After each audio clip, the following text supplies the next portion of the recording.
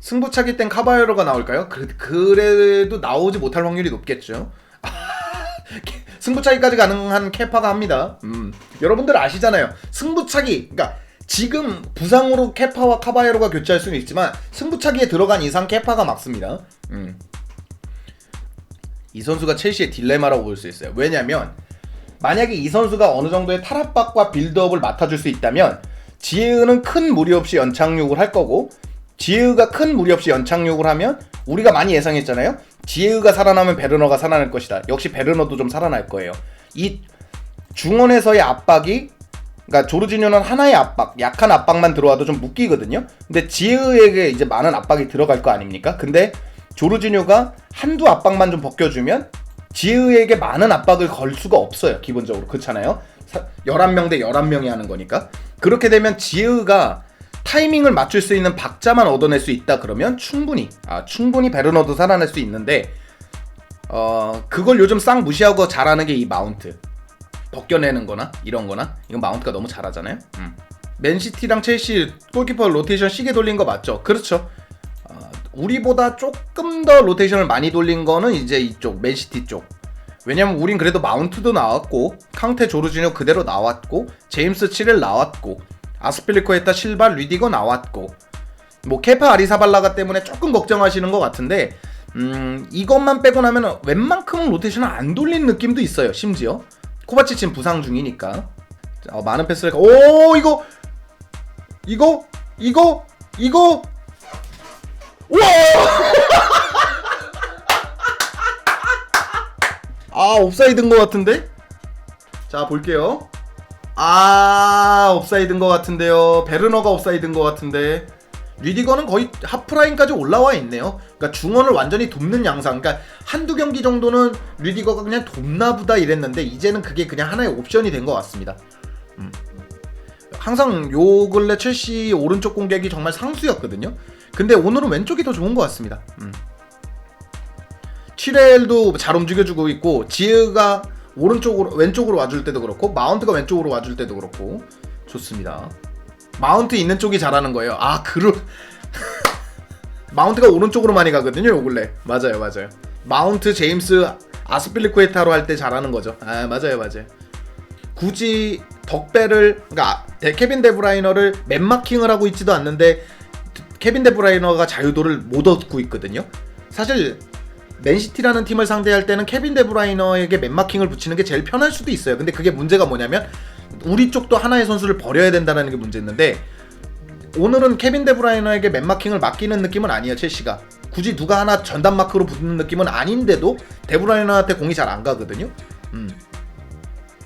캉테 패스 성공률 오늘 50% 넘을까요? 캉테가 좋아 보였던 게 코바치치가 하는 전진성 있잖아요. 전진성 드리블.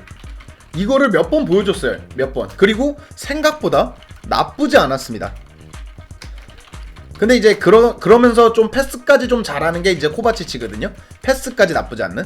물론 위협적인 패스 이런 거는 아니지만 패스까지 나쁘지 않은 게 코바치치인데, 캉테가 코바치치가 전진성으로 이렇게 밀고 나가는 거 아시죠?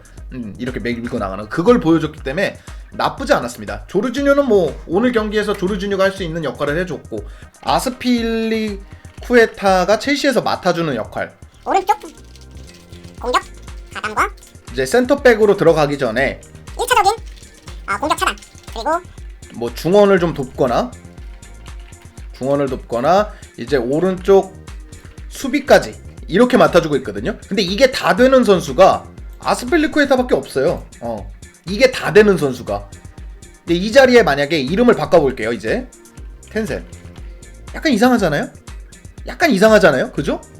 텐센이 이거를 해줄 거라는 생각이 조금 덜 들잖아요? 주마. 약간 이상하지 않습니까? 그죠?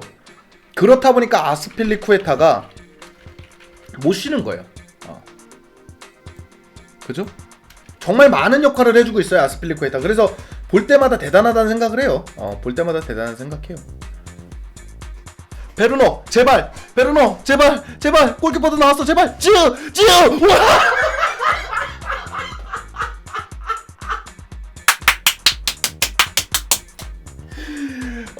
그렇지.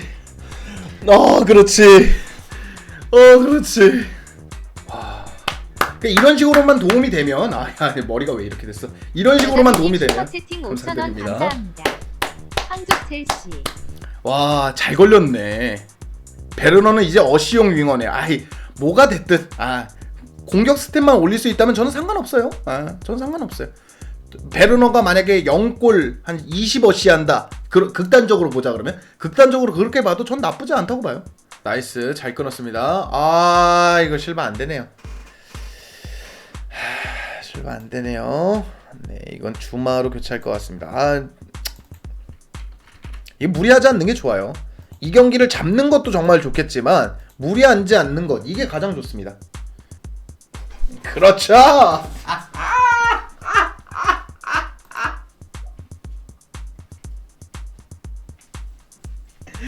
좋았어. 이거지. 그렇죠. 나이스입니다. 좋아. 캉테 하는 거 보면 크카모 대항마로 캉테 기용하지 않을까요? 그럴 것 같기도 해요. 코바치치 캉테일 수도 있겠다. 근데 조르지뉴도 생각보다 나쁘지 않지 않았나요? 조르지뉴 왜 제가 좋게 보는 건지 조르지뉴도 나쁘지 않았던 것 같아요.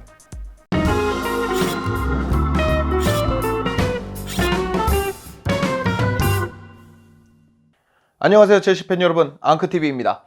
오늘은 첼시가 맨체스터 시티를 잡고 FA컵 결승에 올라갔다는 얘기를 드리면서 시작해보도록 하겠습니다. 바로 보시겠습니다. 이건 정말 놀라운 일이죠. 사실 맨시티가 우세하다라는 얘기를 드리고 시작했을 만큼 입중계에서 맨시티는 정말 극강의 모습을 보여주고 있었습니다. 돌문도 잡았고 맨체스터 시티 벤치 라인업부터 보시죠. 이게 벤치 라인업의 출발인데 이것만 놓고 봐도 맨시티가 얼마나 기라성 같은 선수들과 함께하고 있는가, 그걸 알 수 있었거든요.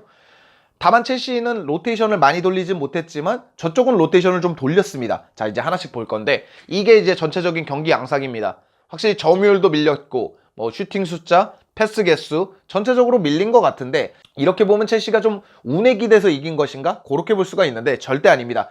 투엘 감독이 조금 집요하게 맨체스터 시티의 약점을 들고 팠거든요. 그거에 대해서 조금씩 보도록 하겠습니다. 기본적으로 맨체스터 시티라는 팀을 볼 필요가 있습니다. 이게 맨체스터 시티가 최근에 이겼던 두 경기입니다. 돌문하고 이렇게 이 리그 경기 승리한 거 이렇게 잡아봤는데, 확실히 히트맵이 많이 찍혀있는 것은 중앙입니다.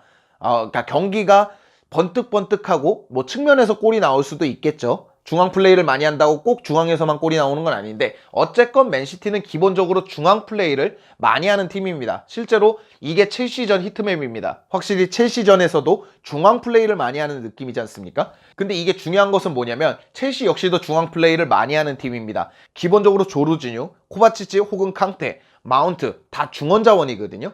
마운트는 측면에서 중앙으로 들어오는 경우가 많고, 그러니까 오른쪽이기는 하지만 중앙에 가까운 오른쪽에서 많이 뛰거든요. 그런 걸 놓고 봤을 때 중앙에서 결론을 좀 많이 잡으려고 합니다. 그런데 만약에 중앙 대 중앙, 그러니까 저쪽은 덕벨, 로드리, 페르난지뉴, 귄도간, 필포든, 그리고 우리 쪽은 마운트, 지에으, 하베르츠, 코바치치, 조르지뉴, 캉테 이렇게 붙는다 그러면 우리가 질 확률이 높거든요. 중원 싸움이. 그래서 그런지 측면으로 빼는 것 같았습니다. 이게 투엘 감독이 준비해온 1옵션인 것 같아요. 자, 히트맵을 보시면 이게 캉테의 히트맵, 오른쪽으로 측면에 나가 있는 느낌이죠. 오른쪽 측면에 조금 쳐져 있는 느낌. 자, 이게 마운트의 히트맵입니다. 왼쪽으로 좀 쳐져 있는 느낌이죠. 실제 그래서 그랬는지 몰라도 오늘은 오른쪽보다 왼쪽 공격력이 훨씬 좋았습니다. 지에으 같은 경우에는 중앙이긴 중앙인데 조금 더 밑에가 아니라 윗선, 그러니까 공격수 같은 중앙을 많이 했고, 베르너는 좌우에서 왔다 갔다 하면서 많은 측면을 도왔습니다.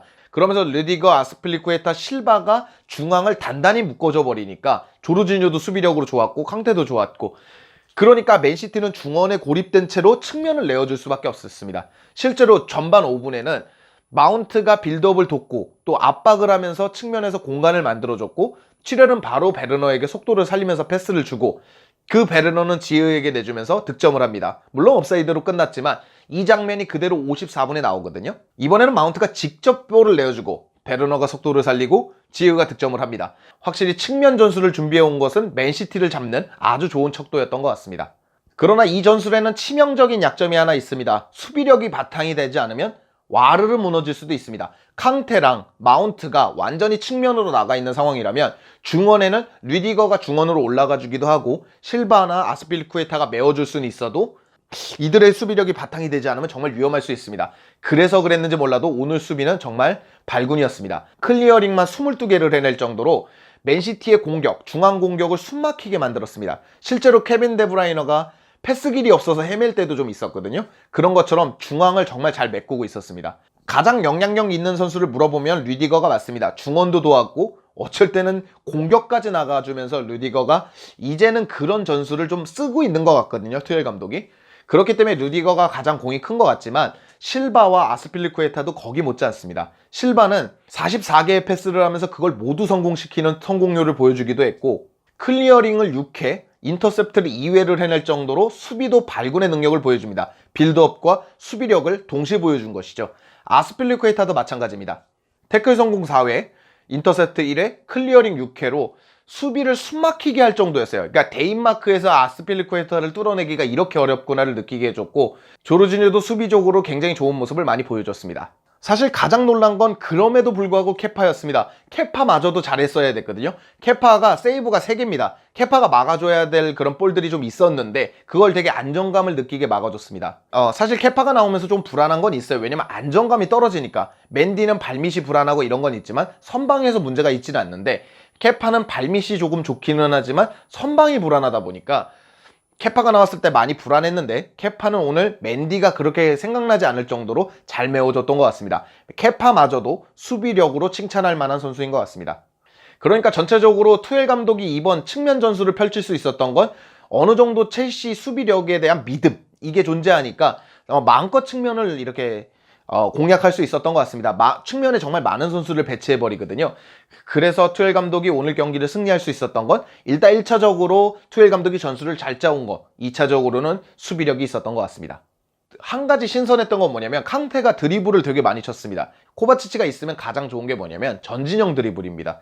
코바치치가 뭐 빌드업을 하지 않아도 옆에 사람하고 이렇게 막 주고받지 않아도 본인이 탈압박하고 공격진까지 몰고 가는 이게 굉장히 좋거든요. 근데 캉테가 오늘 전반에 그런 모습을 번뜩번뜩 보여주면서 야, 캉테가 물론 이건 조금 더 나간 얘기긴 하지만 크카모를 상대할 때 캉테도 하나의 대안이 될 수 있겠구나. 조르지뉴가 이 정도만 해주고 캉테가 오늘 정도만 해준다 그러면 크카모를 상대로 이런 대안도 나쁘지 않겠구나라는 생각을 했습니다. 그래서 이제 투엘 감독도 이제 제 생각은 그런 것 같아요. 투엘 감독이 리즈전에도 스포백도 사용해보고 여러 가지 사용해보는 것은 자신이 이제 첼시에서 몇 달을 지나면서 다른 팀도 파해법을 들고 나올 거고 당장 레알 마드리드는 첼시를 파괴하려고 들 것입니다. 그러다 보니까 다른 전술을 고안하고 연습해보는 것 같습니다. 그런 시도는 굉장히 좋고 그런 시도 속에서도 성적을 내고 있는 투엘 감독도 대단한 것 같습니다. 자, 오늘 영상은 여기까지고요. 첼시가 FA컵 결승에 올라갔다는 얘기를 드리면서 오늘 영상을 마무리하도록 하겠습니다. 오늘 영상은 여기까지고요. 즐겁거나 유익하셨거나 도움이 되셨다면 당신의 구독을 기다리겠습니다. 감사합니다.